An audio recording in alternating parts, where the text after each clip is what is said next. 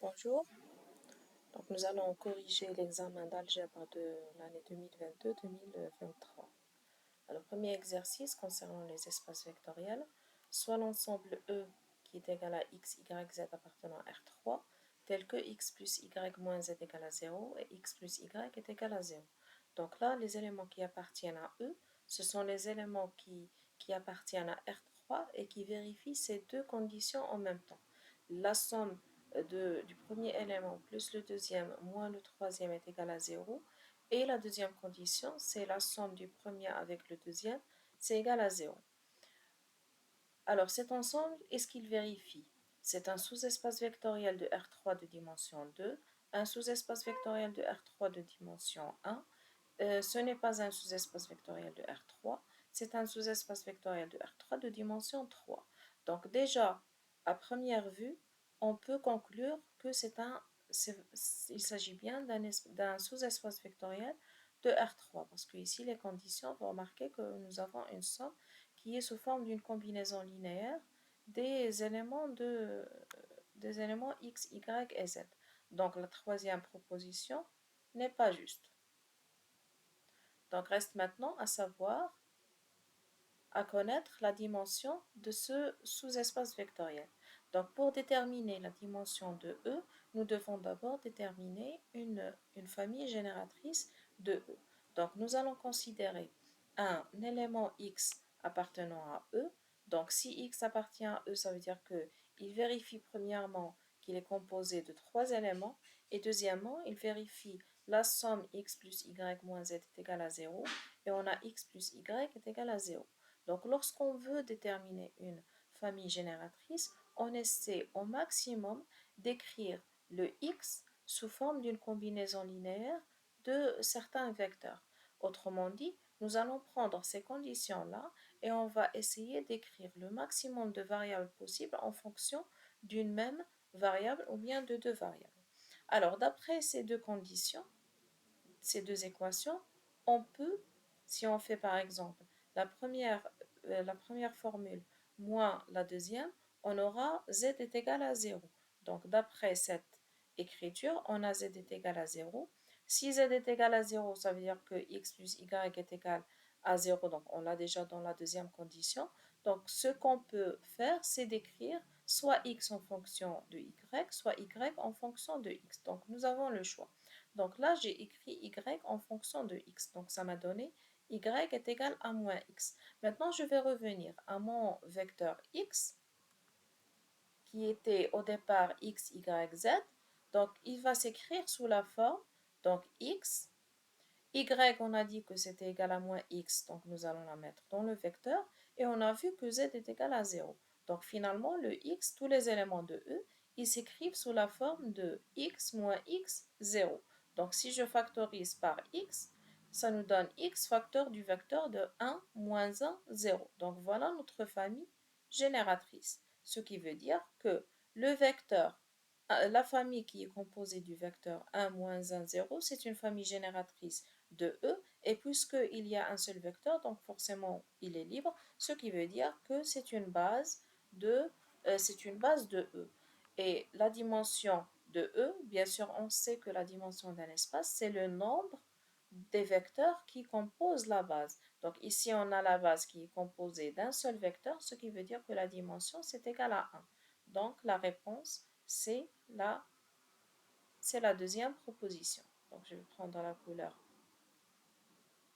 rouge. Donc c'est bien la deuxième réponse qui est juste.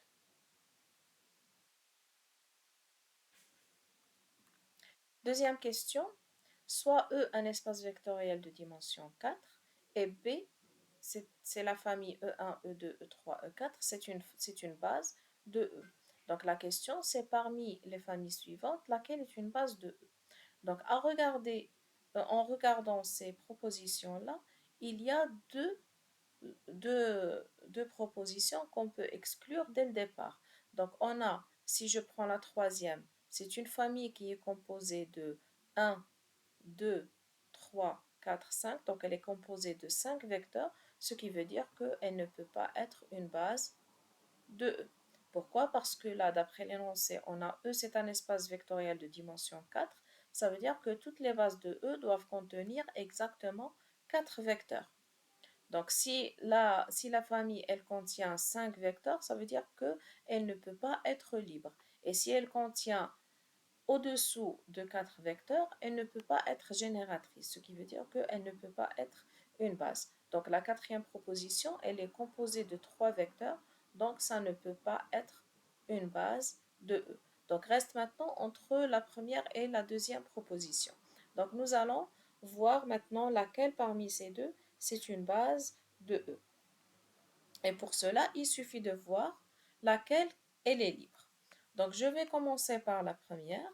Donc, on va considérer la première famille qui est composée des vecteurs E1 plus E2, E2 plus E3, E3 plus E4, E4 plus E1. Donc, démontrons ou bien vérifions est-ce que c'est une famille qui est libre ou non. Donc, je vais prendre 4 éléments, 4 scalaires dans R, tels que alpha fois le premier vecteur, plus bêta fois le deuxième, plus gamma fois le troisième, plus delta fois le quatrième, est égal à 0 de E, c'est-à-dire 4, 0. Alors, on va développer cette équation. Donc, ça nous donne alpha E1 plus alpha E2 plus bêta E2 plus bêta E3 et ainsi de suite. Maintenant, je vais factoriser les éléments qui ont E1 en commun, E2 en commun, O3 en commun et E4 en commun. Donc, ça me donne E1 facteur de alpha plus delta plus E2 facteur de alpha plus bêta, plus E3 facteur de bêta plus gamma, plus E4 facteur de gamma plus delta. Donc, on sait que E1, E2, E3 et E4 sont une base, forment une base, ce qui veut dire que la famille est libre.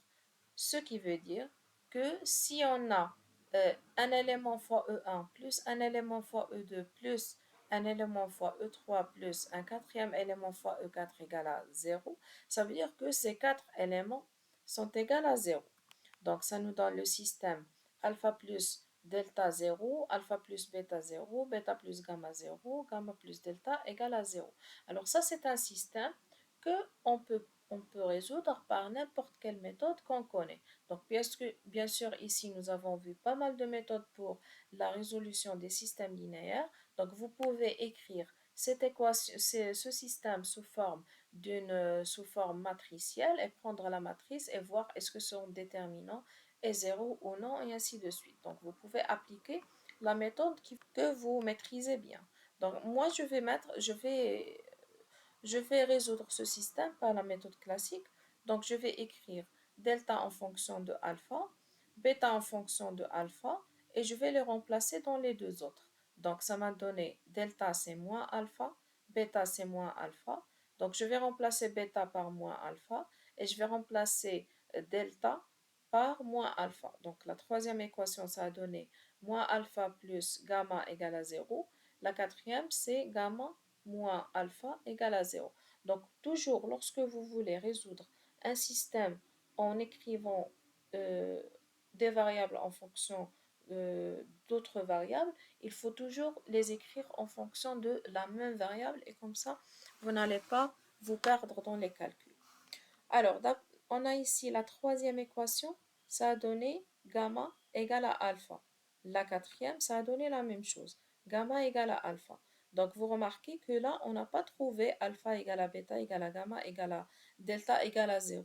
Donc, on a trouvé que delta c'est moins alpha, bêta c'est moins alpha, gamma c'est alpha, mais on n'a aucune information sur alpha. Ce qui veut dire qu'elle peut prendre n'importe quelle valeur dans R. Donc, pas forcément 0. Donc, cette équation, donc cette famille-là, elle n'est pas libre. Et ce qui implique que ça ne peut pas être une base. Donc, c'est la deuxième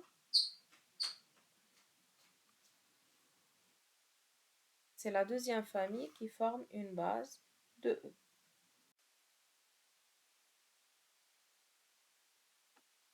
Troisième question. On considère l'application linéaire définie par f de x, y, z est égal à x moins 2y plus Z, X plus Y moins Z. Alors, F est un isomorphisme. Le rang de F, c'est égal à 3. 1, 2, 3, c'est une base du quart de F. F est injectif. Alors, pour répondre à cette question-là, nous allons tout d'abord calculer le quart de F.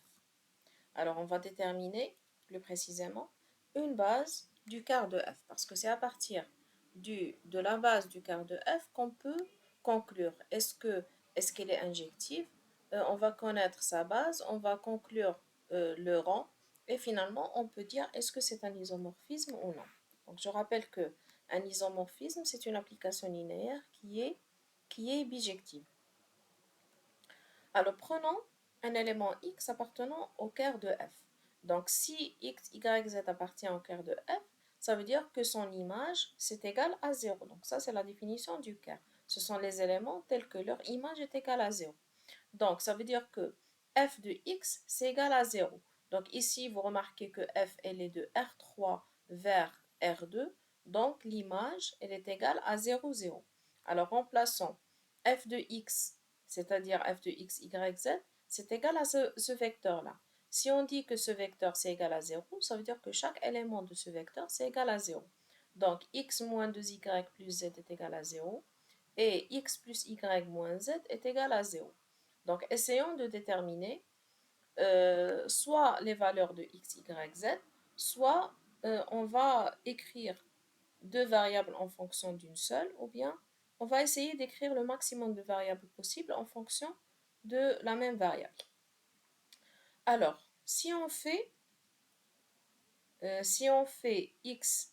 écrit x en fonction de y et z, à partir de la première équation, ça nous donne x égale à 2y moins z. Donc, nous allons la remplacer dans la deuxième équation. Donc, ça nous donne 2y moins z plus y moins z. Donc, simplifions cette deuxième équation. Ça donne x, c'est toujours 2y moins z. Et la deuxième équation, elle devient 2y plus y, c'est 3y. Moins z, c'est moins 2z est égal à 0. Donc, d'après la deuxième équation, on peut dire que y c'est égal à 2 sur 3z. Donc, nous allons passer les 2z de ce côté-là et puis diviser par 3. Et en remplaçant y par 2 sur 3z, ça nous donne x, c'est 2 fois 2 sur 3, donc ça nous donne 4 sur 3z, moins le z, donc ça nous donne 1 sur 3z. Donc finalement, le x, il s'écrit sous la forme de 1 sur 3z, 2 sur 3z, parce qu'on a trouvé que y c'était 2 sur 3z, et z. Donc là, vous remarquez qu'on n'a aucune information sur z, ça veut dire que ça peut prendre n'importe quelle valeur dans R. Donc si je factorise par 1 sur 3z, ça me donne 1 sur 3z facteur du vecteur 1, 2, 3. Donc le quart de f, il va être généré par le vecteur 1, 2, 3. Et puisque c'est un seul vecteur, donc la famille formée par ce seul vecteur est libre, donc c'est une base du quart de f. Donc c'est la troisième proposition qui est juste.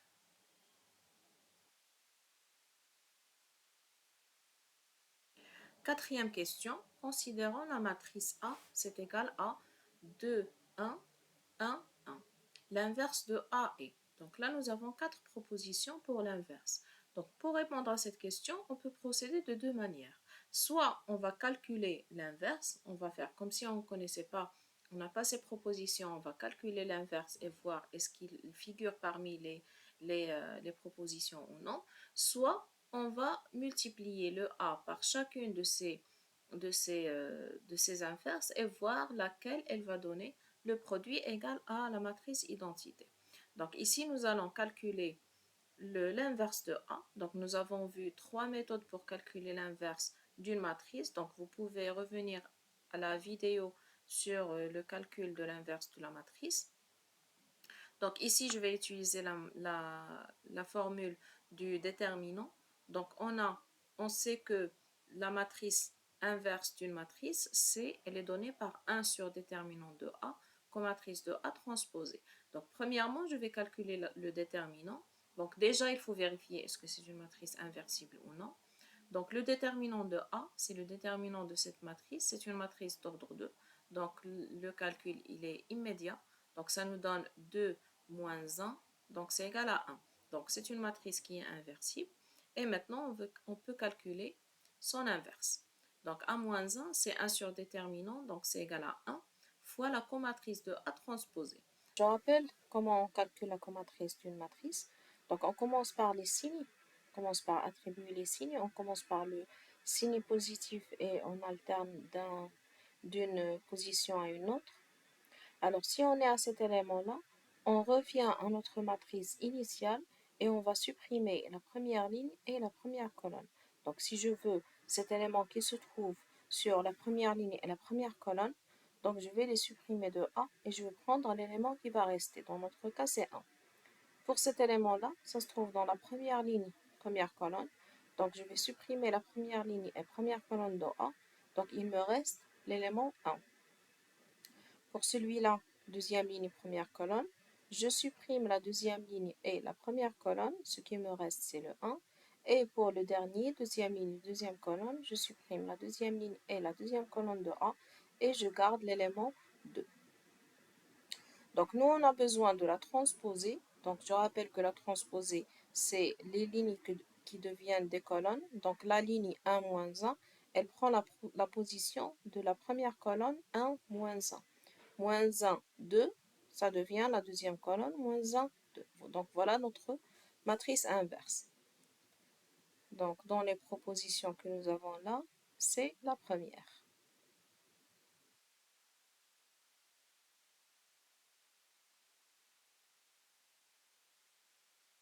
Donc deuxième méthode, comme je vous ai dit tout à l'heure, il suffit de multiplier la matrice A par chacune des 4 matrices et trouver quel produit va nous donner la matrice identité. Donc je vais prendre la première. Donc je calcule la matrice A fois la matrice, la première proposition. Donc ça me donne, pour l'élément qui se trouve dans la première ligne, première colonne, je vais multiplier la première ligne fois la première colonne. Donc c'est 2 fois 1, c'est 2, moins 1. Donc ça nous donne 1. Pour cet élément, c'est la première ligne multipliée par la deuxième colonne. Donc moins 2 plus 2, ça donne 0. Pour celui-là, 1 moins 1, ça donne 0. Et finalement, 1, moins 1 plus 2, ça donne 1. Donc voilà, le produit, ça a donné la matrice identité, ce qui veut dire que c'est cette matrice-là qui est l'inverse de la première matrice. Donc on va prendre un deuxième exemple. Donc je vais multiplier la matrice A par la matrice 1, 2, moins 1, moins 1. Donc ça nous donne 2 plus 2, ça donne 4. Moins 2, moins 1, ça donne moins 3. 1 plus 2, 3.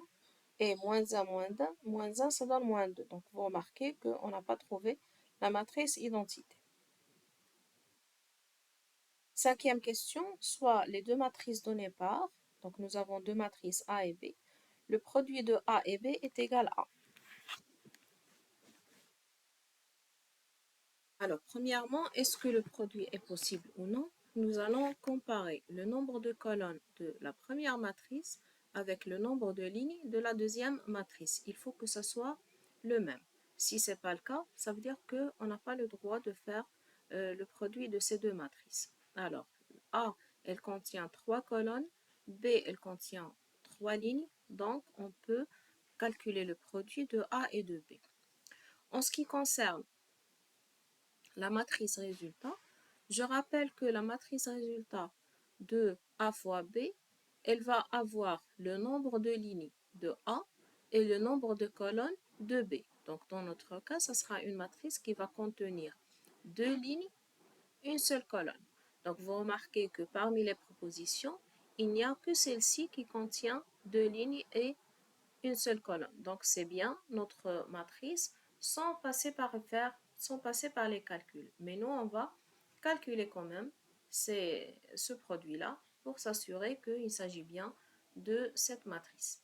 Alors, nous avons la matrice 1, 1, 2, 0, 0, moins 1 fois la matrice colonne 2, 1, moins 3. Donc, on a dit que le résultat, ça va contenir le nombre de lignes de A, c'est-à-dire 2, et le nombre de colonnes de B, c'est-à-dire une seule colonne. Alors, premier élément, on a 2 plus 2 fois 1 plus 0 fois moins 3. Et pour le deuxième, 1 fois 2 plus 0 fois 1 plus moins 1 fois moins 3. Donc ça nous donne finalement 2 plus 2 c'est 4. 2 plus 4, non, 2 plus 3, ça donne 5. Donc c'est bien la deuxième proposition qui est juste.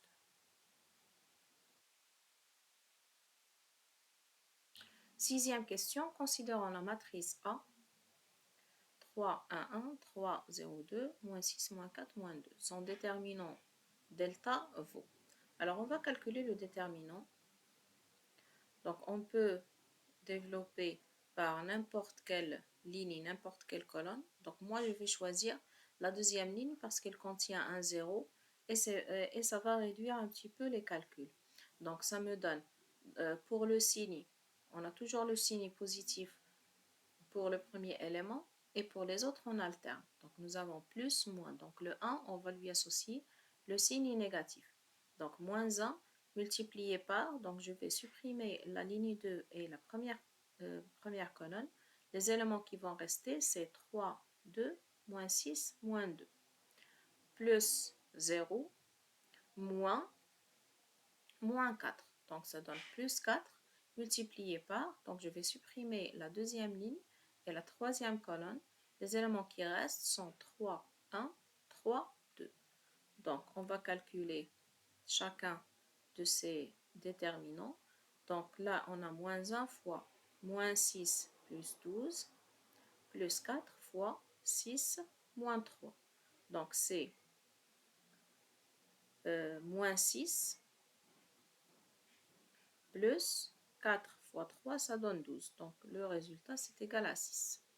C'est la troisième réponse.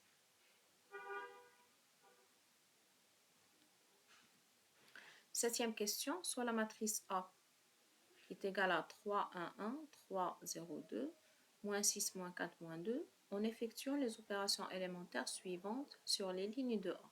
Donc, nous allons appliquer ces différentes opérations sur notre matrice.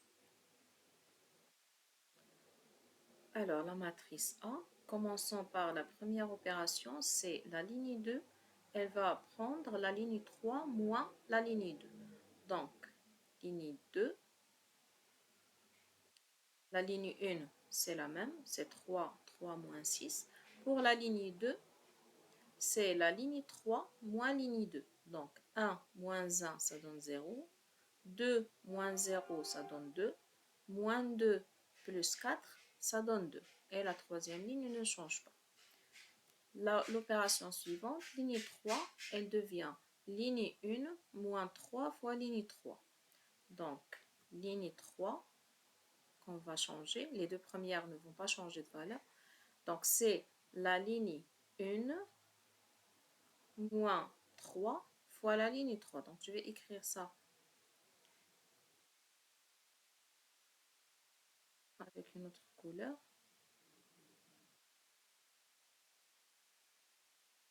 Alors, on a dit que la ligne 3, elle devient ligne 1 moins 3. Donc, c'est la première ligne moins 3 fois la troisième ligne.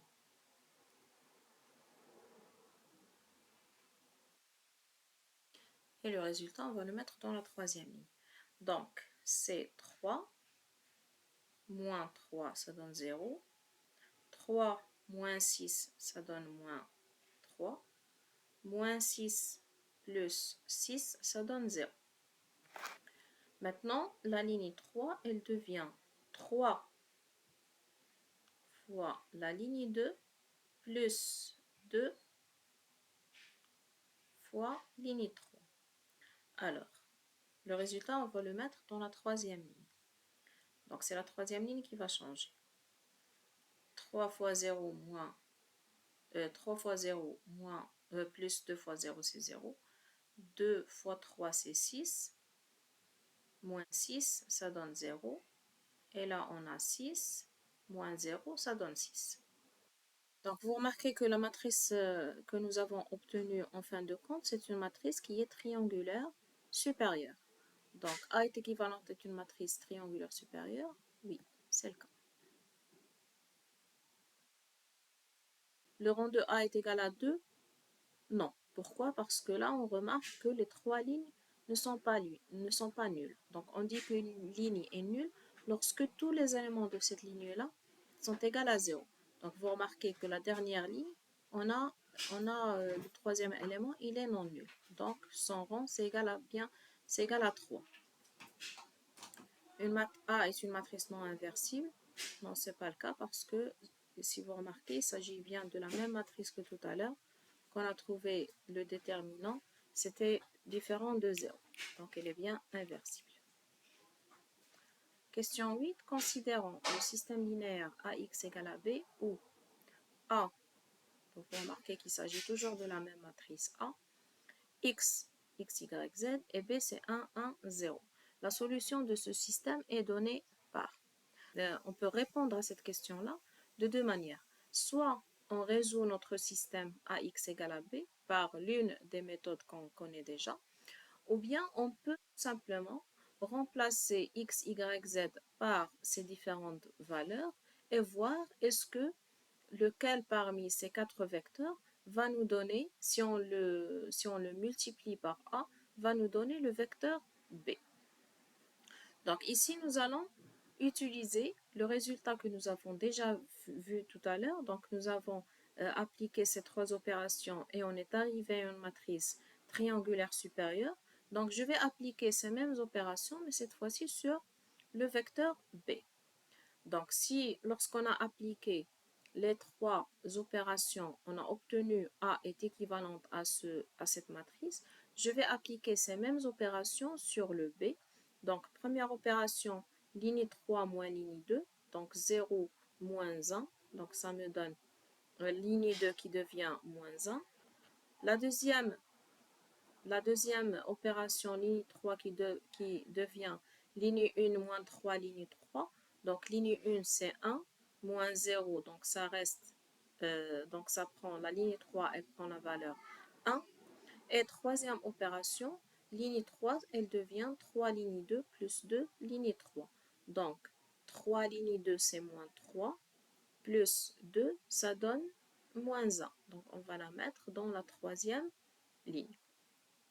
Donc, notre système, il devient la matrice équivalente qu'on a trouvée en fin de compte, 3, 0, 0, 3, 2, 0, moins 6, 2, 6, multiplié par x, y, z, c'est égal au vecteur qu'on a trouvé à la fin. Donc, si on écrit ce système sous forme de trois équations, ça nous donne ce système. Donc, vous remarquez que pour la troisième équation, on a juste une seule variable. Donc, nous allons donner, donc on peut trouver la valeur de z à partir de la troisième équation. Z, c'est égal à moins 1 sur 6. On va le remplacer dans la deuxième équation. Ça devient 2y moins 2 fois 6, donc c'est moins 1 sur 3 égale à moins 1. Donc on va résoudre la deuxième équation, ça donne 2y, c'est égal à moins 1 plus 1 sur 3, donc c'est moins 2 sur 3. Et on va remplacer y, ça a donné finalement c'est moins 2 sur 6. On va maintenant remplacer y et z dans la première équation pour déterminer le x. Donc 3x plus 3y, donc ça donne moins 1, moins 6z, ça donne plus 1. Le tout égal à 1, ça veut dire que x est égal à 1 sur 3. Donc nous allons factoriser par 1 sur 6, donc ça donne le vecteur résultat, c'est 1 sur 6, 2, moins 2 et moins 1. Donc 2, moins 2 et moins 1. C'est la deuxième proposition.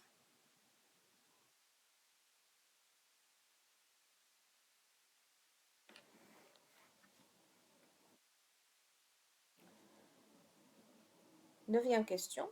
Considérons le système linéaire suivant. X plus 3z, 0, y moins 2z, 0, x plus y plus z est égal à 0.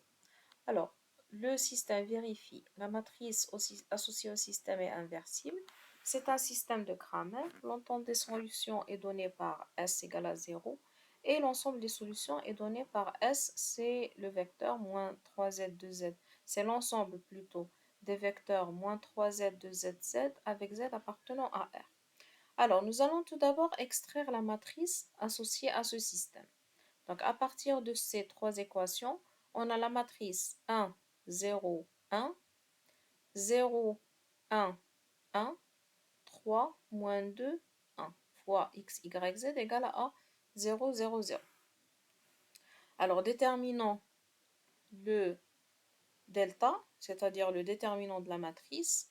Donc, ici, nous allons développer par rapport à la première ligne. Donc, ça donne 1 multiplié par 1 plus 2, c'est 3, plus 3 multiplié par 0 moins 1, donc ça donne moins 3. Donc, delta égale à 3 moins 3, c'est égal à 0. Donc, la première proposition est fausse. Pourquoi? Parce que on a trouvé le déterminant égal à 0, donc la matrice, elle n'est pas inversible. La deuxième proposition, elle est fausse aussi. Pourquoi? Parce qu'on dit qu'un système est de Cramer lorsque le déterminant, il est non nul. Donc, si le déterminant est nul, ça veut dire que le système, il n'est pas de Cramer. Troisième proposition, elle est fausse aussi.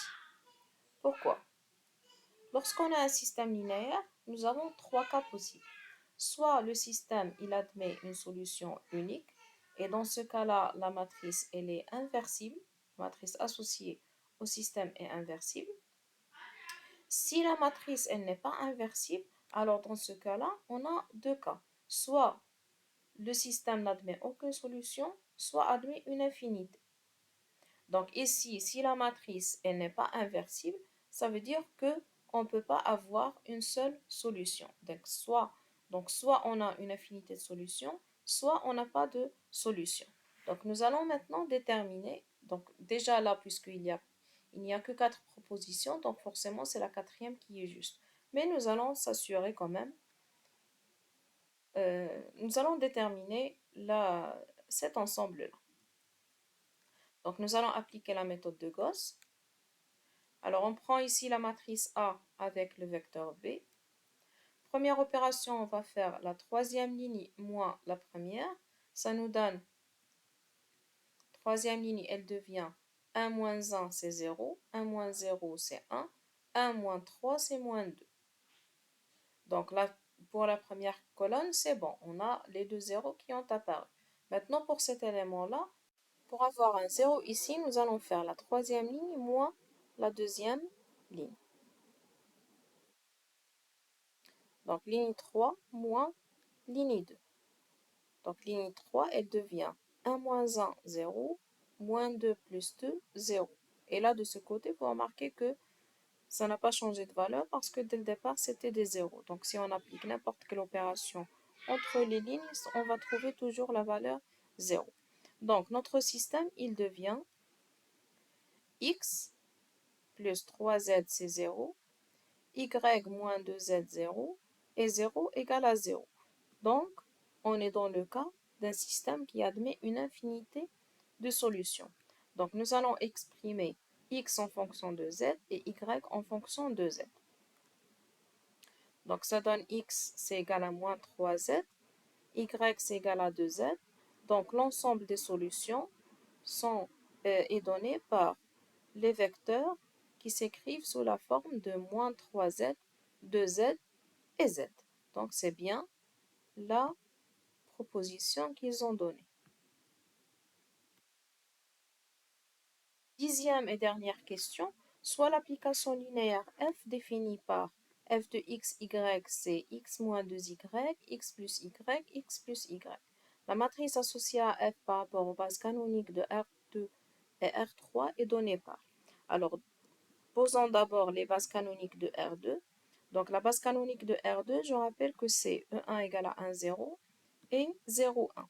Pour la base canonique de R3, c'est 1, 0, 0, 1, 0, 1, 0, 0, 1.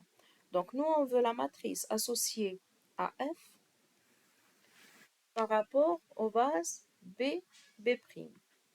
Donc, pour cela, nous allons calculer l'image des vecteurs de B et on va les exprimer en fonction des vecteurs de B'. Donc, f de E1, c'est f de 1, 0.